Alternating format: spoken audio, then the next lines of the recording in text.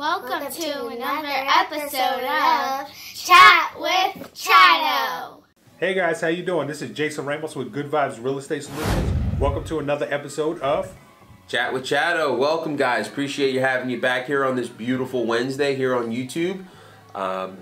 So we wanted to come back to you and reach out to you and put another video together for you because that's what we do every single week. It's our commitment to you. So as always, if you have any questions, please reach out to us at questions@goodvibesre. We get those emails, we respond. It helps give us content for our videos. And today, what we wanted to talk about is a question we get a lot. What's that question we're always getting, Jay? So the question is, how do I know when it's a good time to quit my full-time job and do wholesaling full-time? So, how did you know it's time to quit your full-time job? Well, so for me, my full-time job quit me, which is great. I knew early on in life when I was working in corporate America, I knew that this is not something I want to do for the rest of my life. All right, so I had this desire. I said, I'm getting into real estate one way or another, and I'm going to be my own boss. I'm going to be my own man. So I knew for me personally that I was not. So when they let me go, I made a vow. I said, I will never, ever, ever work for another company again the rest of my life. And that was how I knew. For me, it was time to go full-time. For you, though, out there, I don't recommend doing it. All right? I recommend going into this thing slowly. So, Chatto, you recently did it. You did it back in 2013. Yeah, so my path was a little bit different. I was working full-time. I was making good money as a pharmacist. And I was working full-time. I was married. I had kids. And I decided to get into wholesaling. I've always been into rentals, and that's a slow game. But I saw the writing on the wall in pharmacy. I saw what they were doing. I saw where things were going. And I knew I needed to go another way. And, that time I met Jay and we started doing the wholesaling. So for me, I probably have maybe a little bit higher tolerance for risk than some. I did get a lot of support from people in my life in making the decision, but basically I got to the point where I had a couple months worth of living saved up, and I think we closed our second or third deal. Wasn't too many deals. It wasn't like I had this constant cash flow, this constant stream of deals. But it was done. Like that first deal was done, and there was a click. Like, okay, wow, this is real. And it's like, wow, like now I knew that no matter what, like I have a skill set where I can go out and get a property under contract and sell that contract and make money, like without I can do it, right? So now it's like, okay, well, that's kind of like my safety net. I still have my pharmacy license, so I guess I can always go back to that if I really needed to. And so for me, I was able to say, you know what, luckily I had the support of my family, the support of my wife, and I said, you know what, I got 3 months saved up. There's no way I'm going to go the next 3 months without doing a couple deals. Right. I'm out. Let's make it happen. All right, so that's kind of how it was for me.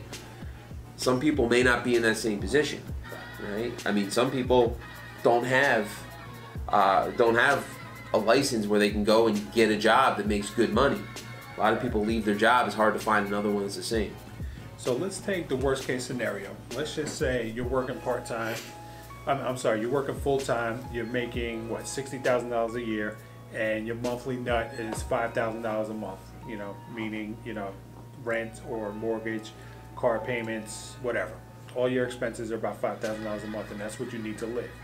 So a good rule of thumb is do wholesaling until you have that on a regular basis. Until you're able to replace your income on a regular basis, I would say stick with it. Until you feel that you are comfortable enough knowing that the skill set that you possess and the discipline that you have. You got to be disciplined if you're going to do this. If you're going to own your own business, you have to have that discipline. If you're not consistently doing the marketing, consistently working the business, consistently bringing in deals, then you're going to fall flat on your face.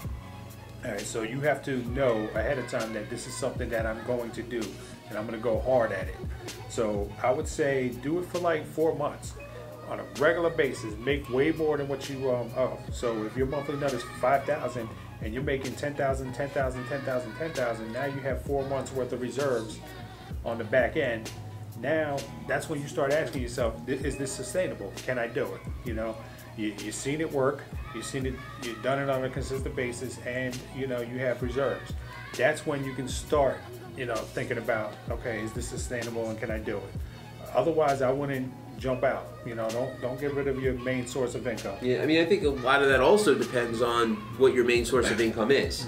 I mean, if you just have, you know, not that there's anything wrong with it, but if you have an entry-level job where you can go out and get another entry-level job pretty easily, you know, you're not giving up as much by losing your job.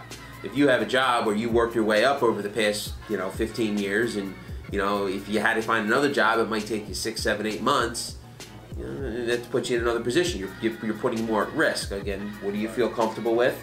And what are your resources? Like, that's another big thing. Like, everybody's resources are different.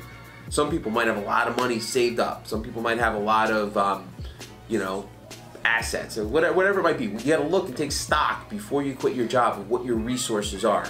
Because if you know what your resources are, you're gonna have a contingency plan. I'm not saying you got to plan to fail.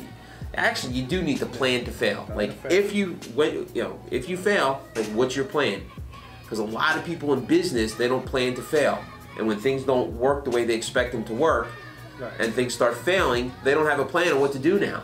Like, failing doesn't mean you can't regroup and get back at it. It just means stuff's going to happen and go sideways, and be ready for it. Right. So there's been plenty of months throughout our history where we haven't closed a deal. You know, and it's like, okay, then what? You know, if you are counting on that $10,000 every single month and it doesn't come, what are you going to do? So you have to definitely plan for that. Yep. You know, you have to have those contingencies. So everybody's risk tolerance level is different. So there's no exact science to when you leave your job. Basically, it's a personal choice, a personal decision. Some people thrive, you know, when their back is against the wall. Some people, if they're down to their last dollar, that's when, you know, the momentum kicks in and they just start kicking ass. Some people, you know, it's the opposite. They have to have that safety net before they feel comfortable to jump. So whatever is comfort for you, that's when you do it. But always, always, always make sure that this is something, number one, that you are willing to do and are going to go 100% at it. You know, once you quit that job, go hard at this thing and you will be successful. Stay disciplined, stay consistent, and stay determined, and you'll make it. All right? That's my advice to you. If you guys slack off and you start playing around, or you get your first deal and you make $10,000 and then you start sitting on your ass because, oh, okay, I got a cushion right now, you're gonna hit hard. You're gonna hit that wall very hard. We did that when we first started. Oh, we got a nice little blanket here, $20,000. Oh, we're good for a little bit. We can chill. Man, Don't chill. Don't chill. Stay hungry. Treat it, every deal as if it's your first. Stay hungry in this thing, and you're gonna be successful. You'll know when it's time and when it's ready. All right? Absolutely. And one last piece, just to piggyback off what you said and kind of add one thing in, is if you're married, make sure that your spouse is on board. Right? Don't without your spouse's support, there's no way you're going to be successful. Right? So you need to have your spouse on board. And if your spouse is not on board, that's a whole nother conversation and a whole nother topic. Yeah.